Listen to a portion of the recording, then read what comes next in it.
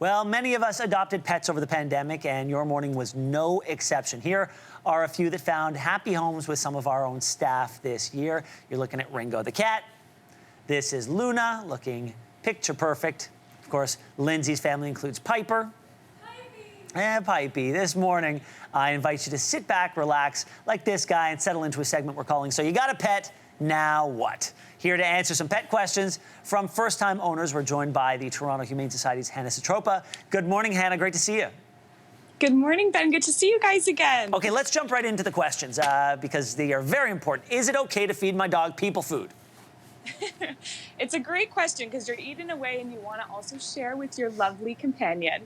It's important while you're thinking people food, guys, to remember that some foods are safe, others are not. So if you're looking at when is a good time to feed my pet, you want to consider a certain bracket of foods. So people safe foods can include fruits, vegetables, meats, and cheeses.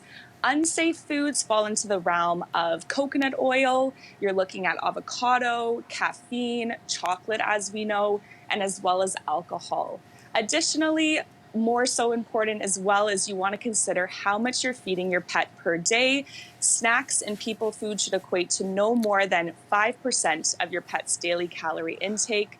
Additionally, they're also sometimes higher in fats, higher in sugars, which can lead to complications. So you want to be mindful. Keep the portion sizes nice and small. A good rule of thumb is if you're asking yourself the question, can I feed my dog alcohol? You shouldn't have a pet, and I would venture to say you probably shouldn't have kids either.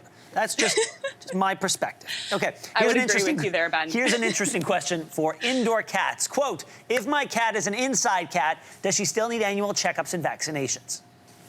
Such a good question. Fail-proof is make sure that your pet is protected.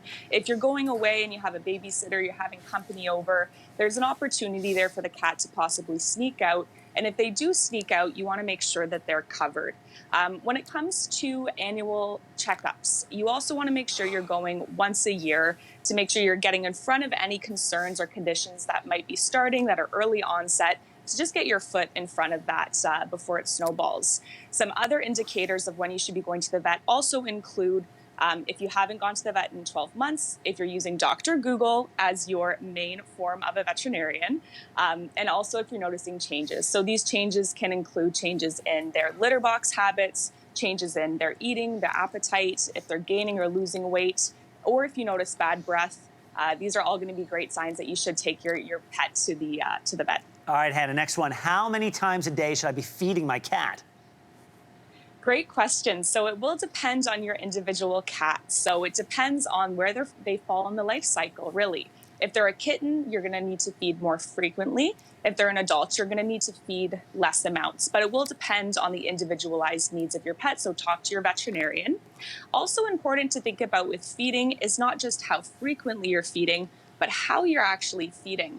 As we know, animals have evolved over the years, and so now we put a food bowl down. Doesn't really involve much stimulation when you think about it. So if you can find a way to incorporate enrichment through puzzle feeders and games during feeding time, you're also going to meet their mental needs as well as their nutritional needs. So we've got lots of time on our hands now and we're home more often. So if you can really take advantage of feeding time, make it a bonding experience, you'll win right through their heart. A lot of pets, you can win their love through their mouths and their tummies. So it's important that you also consider how you're feeding. Earning my love through food. That's me. I guess I'm a puppy. All right. This is a timely one considering parts of Canada have been struggling with record high temperatures this summer.